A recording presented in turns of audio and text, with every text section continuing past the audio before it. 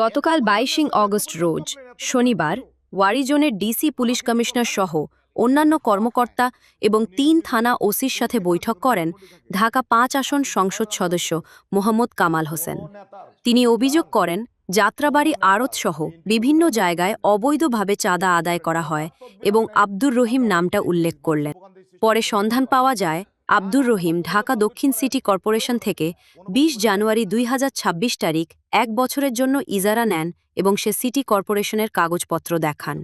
আব্দুর রহিম বলেন, ঢাকা ৫ আসন এমপি জামাত নেতা, তিনি না বুঝে আমার বিরুদ্ধে অভিযোগ আনছেন। আমার কাছে কাগজপত্র আছে। সে এই কাগজপত্র নিয়ে ঢাকা দক্ষিণ সিটি কর্পোরেশনে যেতে পারতেন এবং ৫ জন ইজারাদারকে চাঁদাবাজ বলতে পারে না, এটা দুঃখজনক।